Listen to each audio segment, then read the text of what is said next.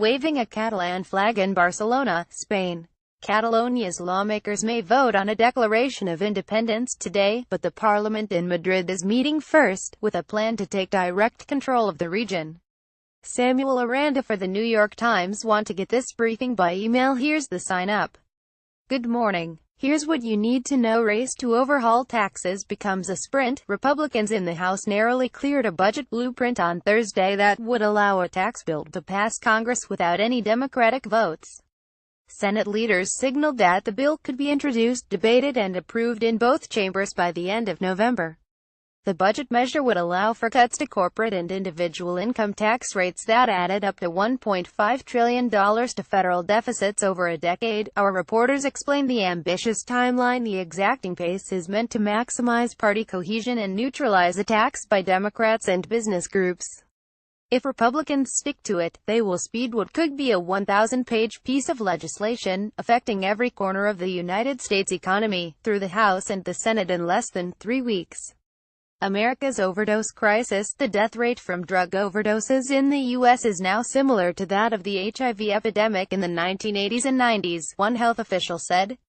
Our maps show how the rate has increased, county by county, over nearly 20 years. On Thursday, President Trump directed the government to declare the opioid crisis a public health emergency, saying, "We are going to overcome addiction in America." One caveat from our reporter Julie Hirschfeld Davis: his directive does not on its own release any additional funds to deal with a drug crisis that claimed more than 59,000 lives in 2016, and the president did not request any, although his aide said he would soon do so. At a syringe exchange site in the Bronx, the opioid crisis has been driven largely by an explosion in addiction to prescription painkillers and heroin. Ryan Christopher Jones for the New York Times. Showdown nears in Spain. Spain's Prime Minister, Mariano Rajoy, urged the Senate today to grant him extraordinary powers to oust the leadership of Catalonia and take control over the region in order to end a secessionist threat. The Senate will vote on the measure later today. Mr. Rajoy's unprecedented request came amid the country's greatest constitutional crisis since it embraced democracy in 1978. Still 100 questions about Niger ambush. After the Pentagon briefed lawmakers on Thursday, Sen. John McCain said he still wanted answers about the shadowy mission in Africa that left 4 U.S. troops and 5 Nigerians dead. U.S. military officials cannot yet explain why it took 2 days to find the body of Sergeant David Johnson, who became separated from a larger group of troops that was attacked by militants. The Pentagon said it would need 30 days to wrap up its investigation. The j.f.k. files, some, but not all. Our reporters are poring over the 2,891 documents released on Thursday and sharing what they've found. We'd also like your help. However, thousands of additional papers related to the 1963 assassination of President John F. Kennedy will remain classified at the urging of the CIA and FBI. President Trump grudgingly gave the agencies until April 26 to go through the remaining papers again and make their case. The opioid epidemic. In today's show, we talk to a recovering addict about his former drug dependency. Listen on a computer, an iOS device or an Android device. The U.S. government unveiled several possible designs for a border wall with Mexico on Thursday in San Diego. Officials said they would test the mock-ups to determine which would best curb illegal immigration and drug trafficking.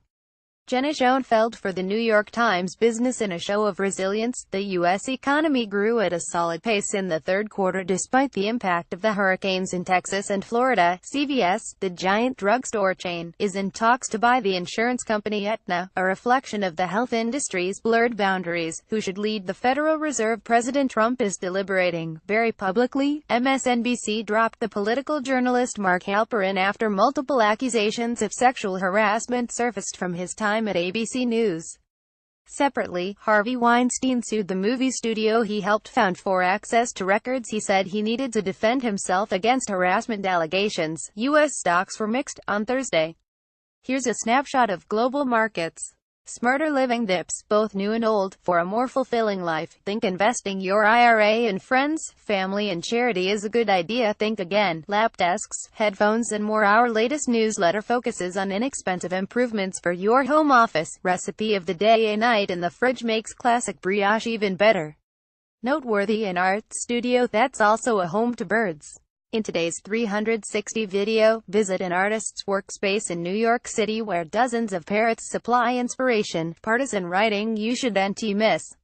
Writers from across the political spectrum discuss the tax legislation. A glacier melts. The satellite imagery below shows a glacier in Antarctica shedding massive amounts of ice into the sea.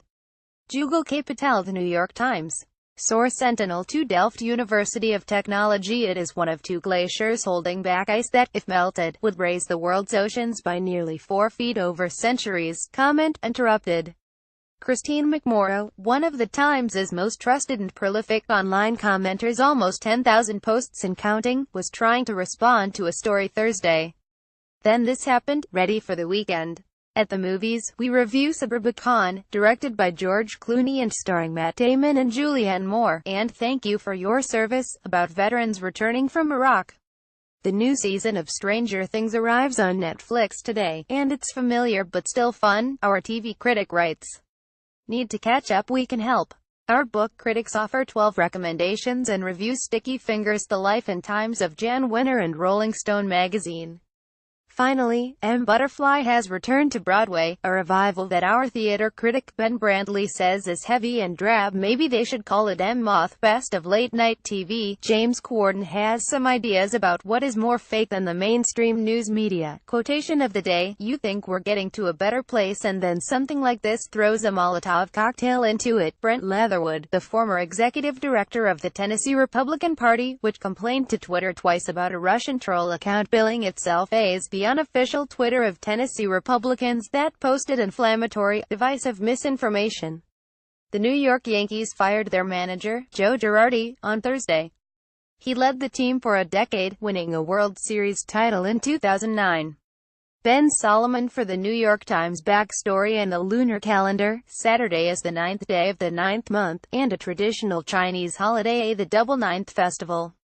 Also referred to as the Chongyang Festival, the celebration has roots that stretch back centuries. The flower of the festival. Neonabu no Dinero. One legend tells of a hero who defeated a disease-spreading river demon with the help of chrysanthemum wine and dogwood. Mountain climbing. Chrysanthemums and dogwood displays are still a tradition on the day, which has a focus on good health and longevity. In fact, China designated the date Seniors' Day in 1989. Taiwan named it Senior Citizens' Day in 1966. Japan, which adopted the Gregorian calendar in 1872, honors the holiday on the 9th day of September, the 9th month. A common link is the chrysanthemum, a flower native to China but long celebrated in Japan.